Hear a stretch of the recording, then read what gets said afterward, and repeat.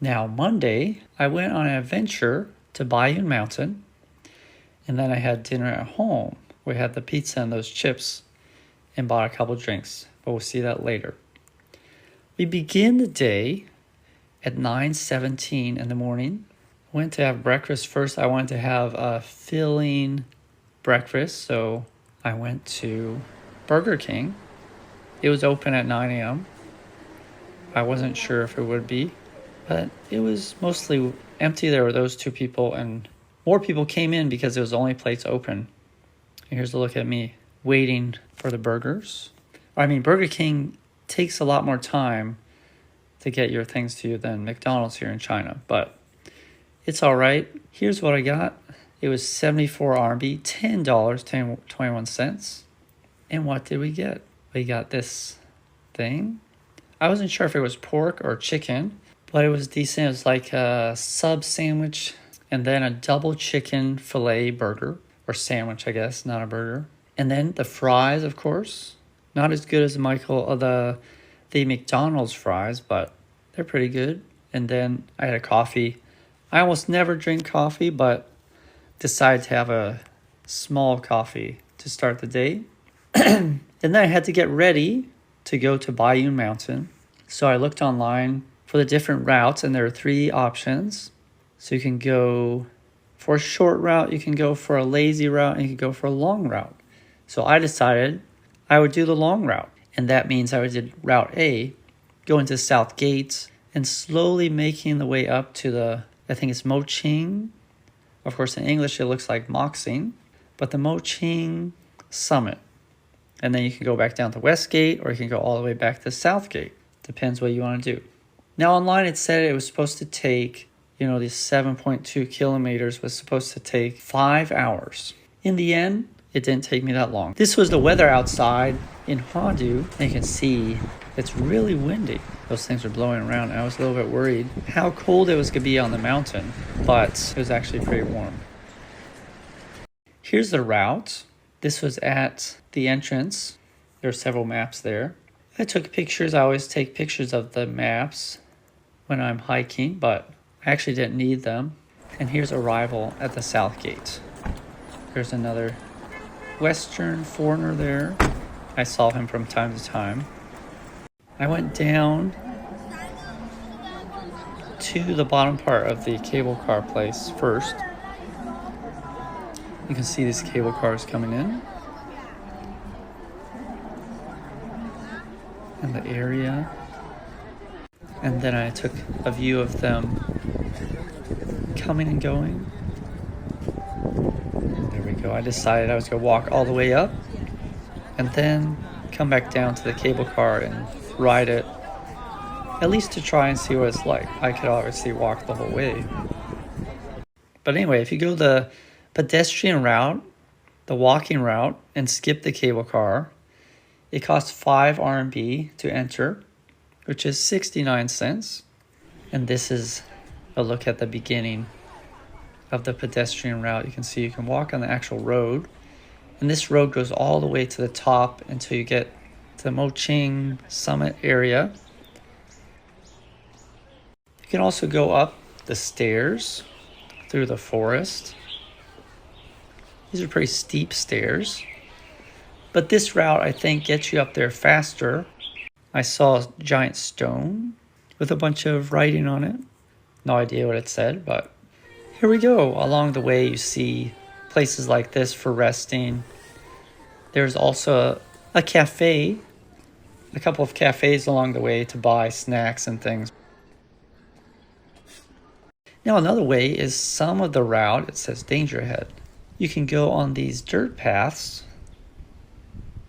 It's not all the way up, and there's just certain parts of it where this is an option. But I decided to try it. Walking the nature trail. It's quite exciting. And then it comes out. This is attached to the stairs. It's a, paved, not paved, but it has a bunch of nice walking area with benches. You can walk through the forest. Now I went down off the trail to go to the Nangren Temple. I'm not sure if that's how you say it, but you can see the name. And this was the entrance. I think it must be a Buddhist temple,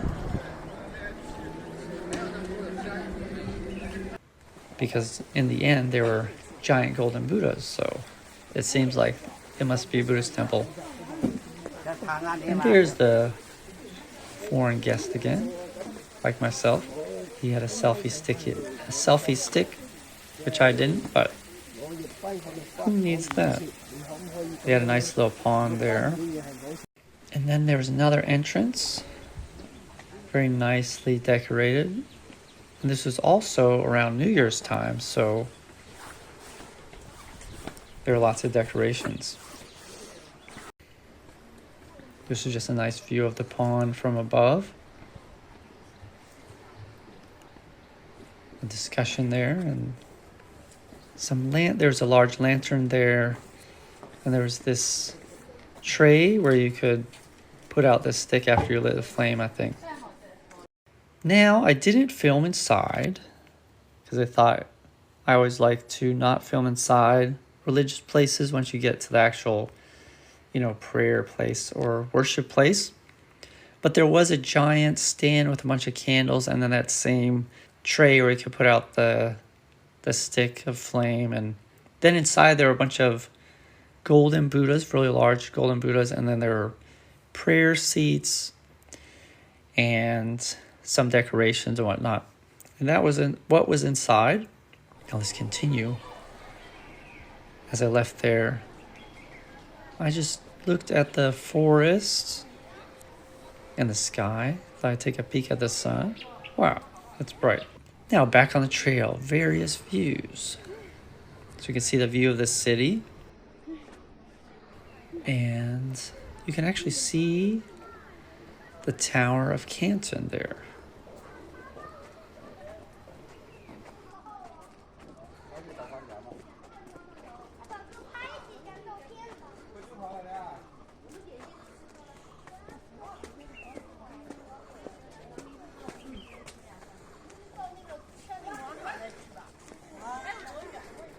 That's a nice view again. What do you think? Is it a nice view? Well, let's see. This was another view, vertical view, and then this was just below the Shanding Square, and this is arrival there.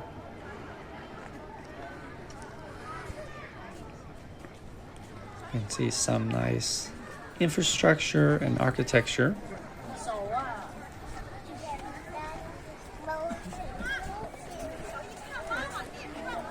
And this is the first main viewing area. You can see a nice view, and once again you see the Tower of Canton.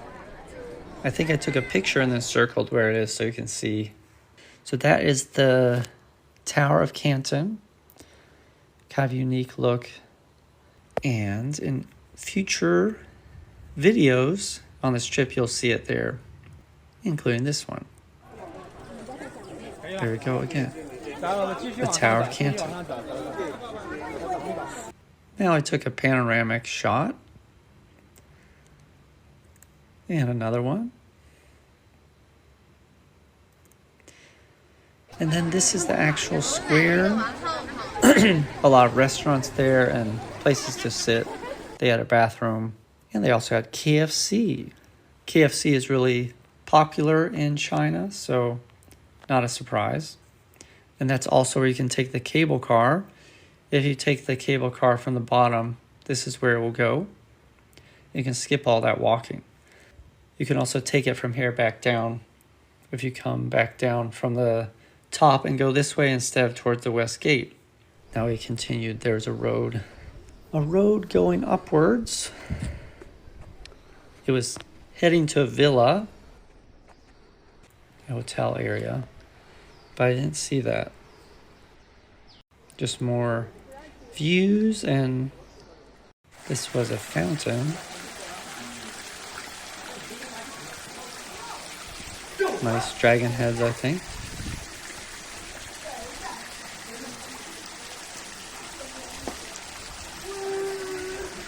And this is that same area from the above.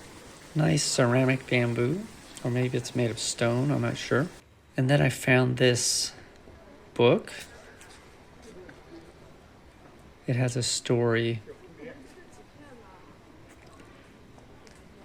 And it has a translation in English, so I tried to get a picture and then look at it up close. It's kind of hard to read though. But it's talking about a guy named Zhang, an alchemist from the Qin period. He devoted himself to herbs on Baiyun Mountain. He was using them for sickness and to save patients. Anything else here? It's really hard to read, so I'm not sure. It didn't appear to be well maintained, or to have, maybe to re-ink the inscription so it's easier to read, or to have a clearer stone, like a lighter color, so you can actually read it. But there's more information. Another guy from the Song dynasty. He built a pavilion or something here. And then Chen Zizmiang, I'm sure he was a general of the late Ming dynasty who resisted the Qing dynasty here. And then there's some other information. An anti-Qing imperial general in the Nanming dynasty. This guy, Zhang, can't read the last part. He formed some type of association in Baiyun Mountain. I'm not sure what it says. Pole? Can't read the word, but then there's more information. Someone here, Chen Bangyang. I can't read it. He was good at writing poetry and something else. Anyway, it's just very hard to read here. But what else can we gather from this? There was Li Maijiao from Panyu, who was good at landscape painting and poetry. So it seems to be a trend of poetry here. And then someone was a singer and dancer, and she was in a poet association. She died at 19 and was buried at the Plum Blossom Depression in Baiyun Mountain. It was called the Grave of Flowers. And then Zhang Weiping from Panyu, local government official in Hubei, and was at Jiangxi, a bunch of other locations. Built the pavilion at Baiyun Mountain. They're called the Seven Gifted Person Poet Association. Okay, I've got a couple more things. Anti-French war general in the Qing dynasty, Feng something, can't read the word. He was buried somewhere in Baiyun Mountain. And then Liu Yong something, can't read it, general of the Black Flag Troop, and fought against France in the Qing dynasty. He lived in Shahe Town on the foot of Baiyun Mountain. He carved a Hu character in Nangrang Temple. That's where we were earlier. And that's it. That was a difficult read, but it's probably old and not well maintained, so that's what you can expect sometimes. So we continued, came to another pavilion. And it was here. It was a crossroads. We could go to cliff engraving, or we could go to mountaineering corridor. So I went back from that other shot, and I took a picture of this, and then someone asked me if I need help. And so I told her how to get to the very top, and she said to go mountaineering to the mountaineering corridor. But I asked, what's in the cliff engraving area? Because I figured you could probably go to the cliff engraving and then go further up. And she said she had never been there. So let's go there. I told her I would go there and tell her about it if I ever saw her again, which I haven't seen her yet. What we found is large tablets with a lot of engraving on them. And some steps going up, up, up. And then there's a lot of rocks, also with engraving on them. Different words and things. And some nice barrier of safety with a nice carving. And giant rocks with engravings. And maybe even pictures. Now, it leads up to a cave. And this cave can be used if there's a lightning storm. I think that's what this is about. So we went inside.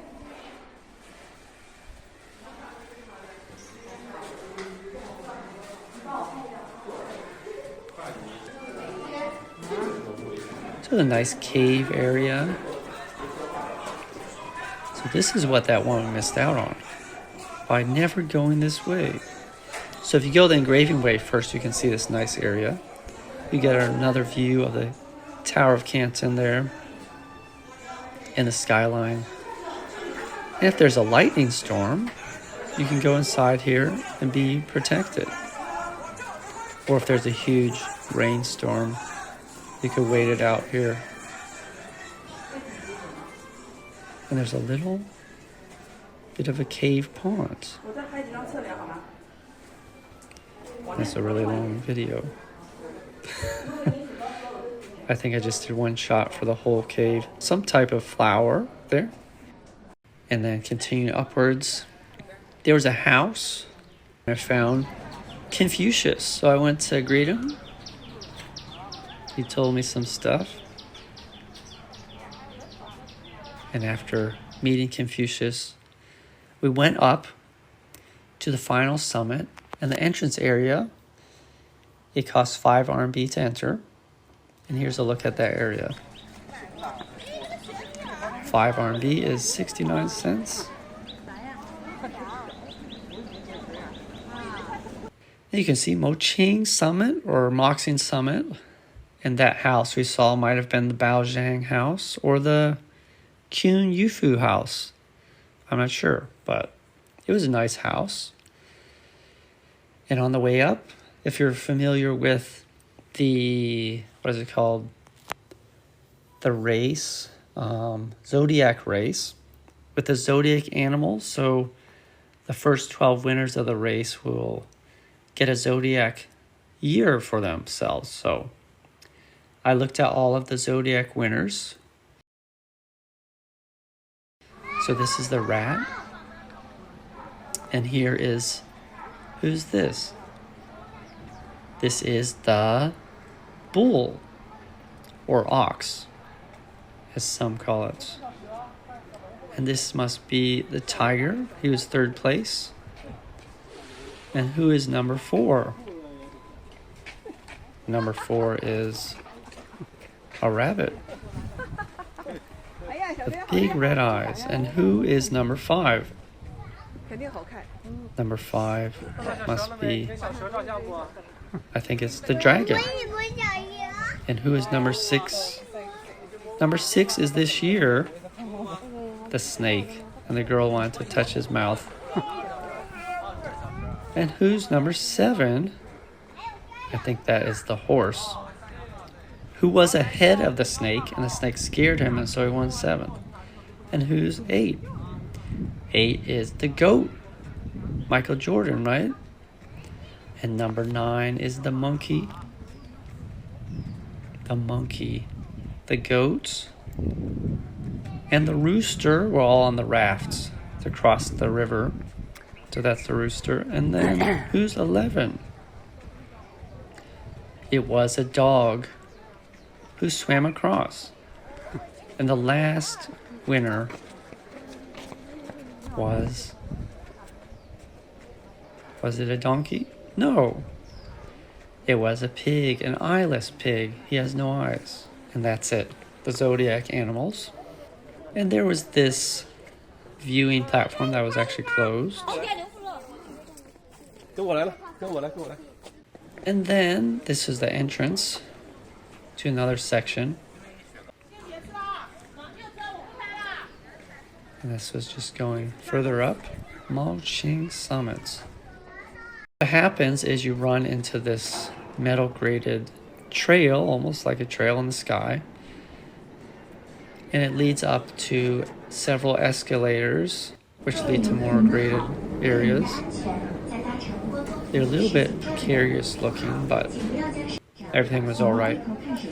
And then there's a view, lots of views here. And there's pictures professional photographers took. So I just took a quick shot of them after I look at the view.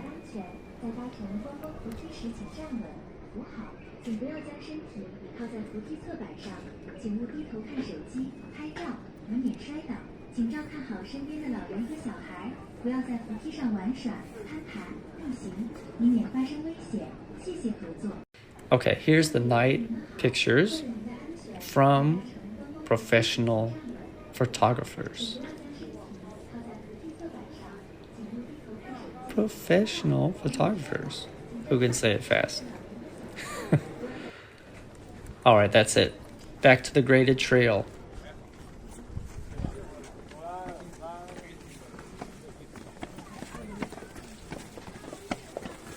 Is this the summit?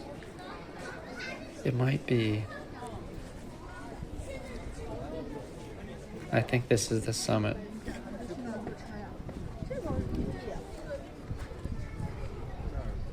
There are those nice lights.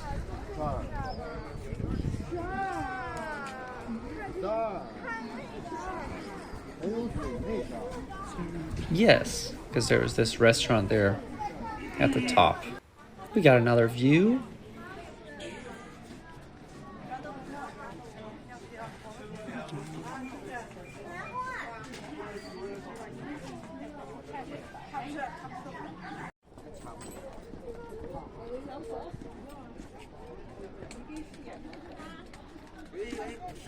So this giant thing with messages and looks like padlocks on it.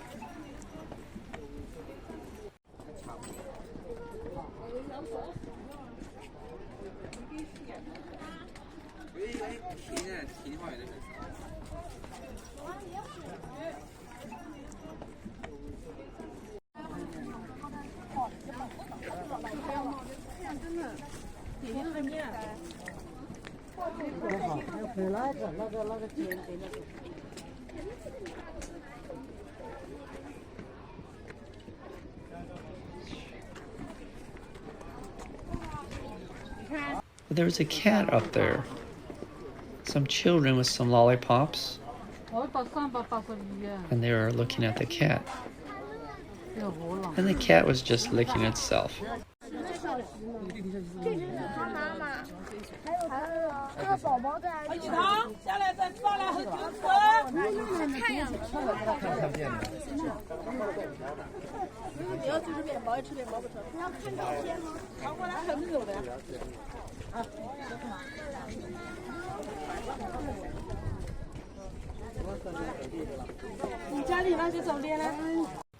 Now on the way down, I just took the road straight down. I think it took an hour. It took 2 hours to walk from the south gate to the Moqing summit. And then it took 1 hour to walk on this road all the way down to the Shanding Square. And that's where I had lunch, and you can see the view I was looking at as I was eating lunch. Well, there's the bag with lunch inside. And inside we've got chips, crackers, a sandwich, and water. So here is the water.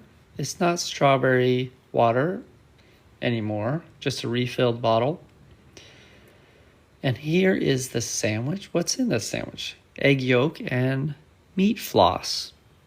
Sandwich something.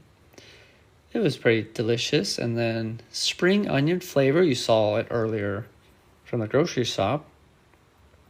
And then after eating, I headed to the cable car place. 20 RMB to go down. So again, 2 hours from Southgate to Moqing Summit, and then 1 hour walking on that road down the Shanding Square, and then take the cable ride down for 20 RMB. About 3 hours round trip. And here is the cable car ride. We had some friends in there.